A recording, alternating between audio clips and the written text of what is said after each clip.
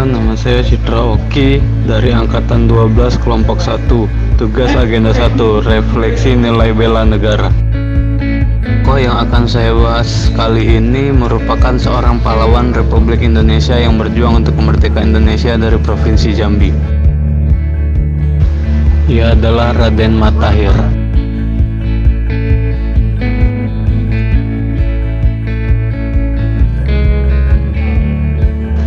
Lahir di Dusun Skamis, Kasom Lintang, Pauh Air Hitam, Batin 4 Jambi, tahun 1871.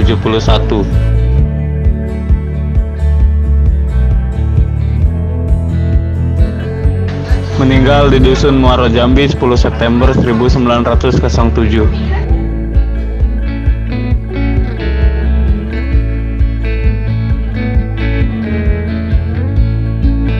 Ayah dari Raden Matahir bernama Pangeran Kusin yang wafatnya di Mekah.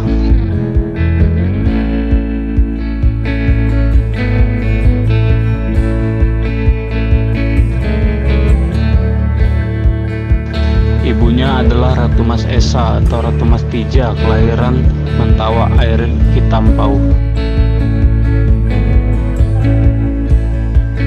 Dahulunya adalah daerah tempat berkuasanya Temanggung Merah Mato.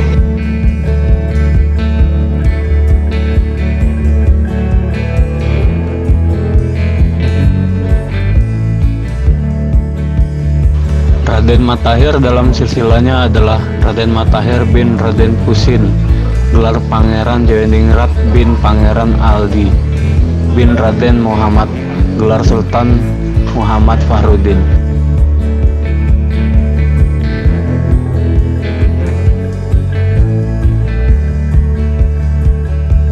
Raden Matahir sendiri adalah cucu dari Sultan Taha Syarifuddin.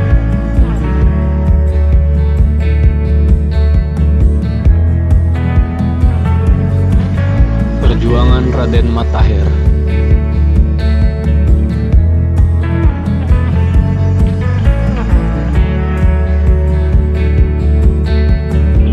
Raden Matahir tidak bisa dipisahkan dari Sultan Taha, sebab beliau merupakan sosok panglima perang tangguh yang dimiliki Sultan Taha masa itu. Sosoknya dengan segudang taktik gerilya, Raden Matahir mampu menggempur serdadu Belanda oleh prajurit dan masyarakat di masa itu.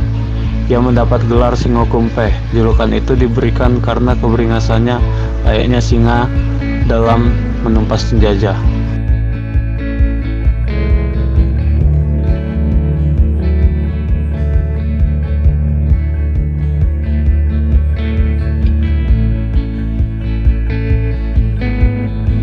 Raden Matahir bertugas sebagai panglima perang. Ia membentuk kantong-kantong dan barisan pertahanan serta barisan perlawanan yang bergerak di teritorial dari Muara Tembesi sampai ke Muara Kumpeh. Pola serangan yang difokuskan Raden Matahir adalah dengan menyerang kapal-kapal perang Belanda yang masuk ke Jambi lewat jalur sungai. Kapal-kapal perang Belanda itu membawa personil, obat, medis, dan amunisinya.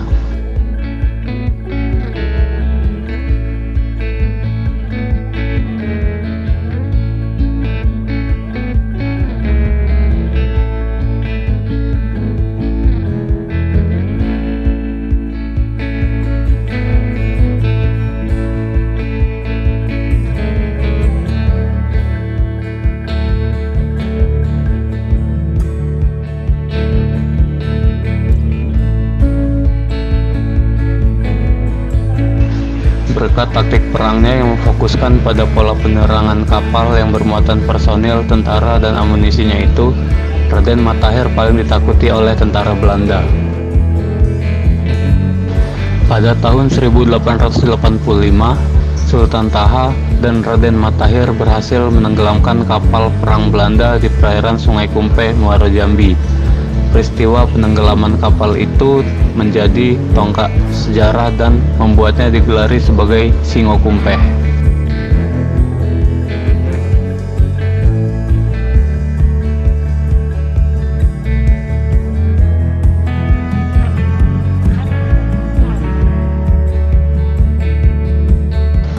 Perjuangan Raden Matahir berakhir pada 10 September 1907.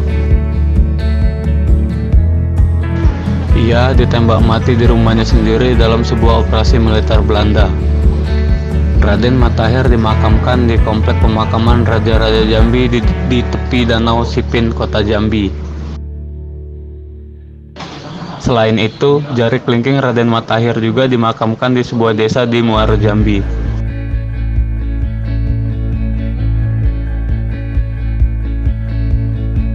Makam kelingking Raden Matahir.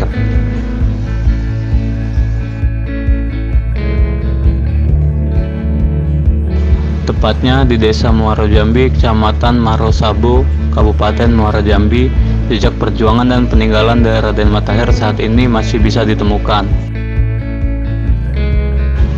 Rumah panggung milik Raden Matahir yang terbuat dari papan dan menjadi tempat gugurnya sang pahlawan itu masih berdiri kokoh.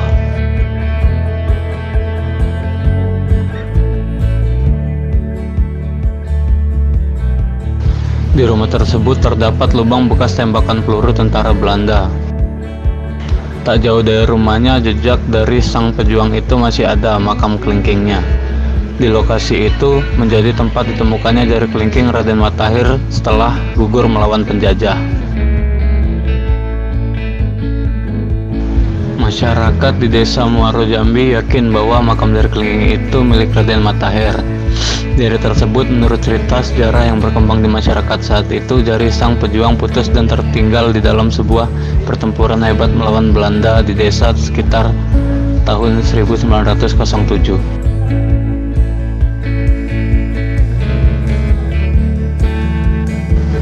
Masyarakat bisa mengenali itu jari kelingking Raden Matahir karena sebelum terjadi perang ia sempat dipakaikan inai pada jarinya.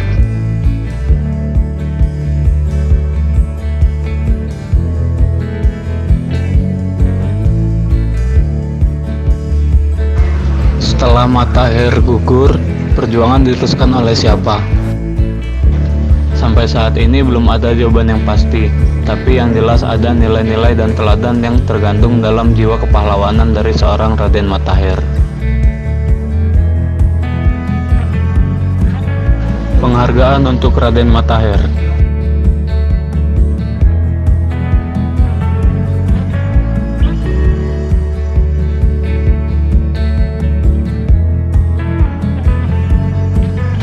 Nama besar Raden Matahir diabadikan menjadi nama Rumah Sakit Umum Daerah atau RSUD Provinsi Jambi.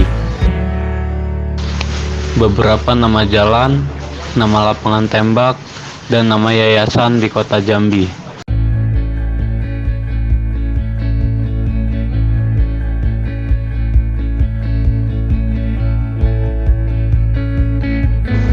Pada tanggal 10 November 2020, Raden Matahir dianugerahi gelar pahlawan nasional dari Presiden Republik Indonesia Joko Widodo. Sekian tugas agenda 1 refleksi nilai bela negara. Terima kasih.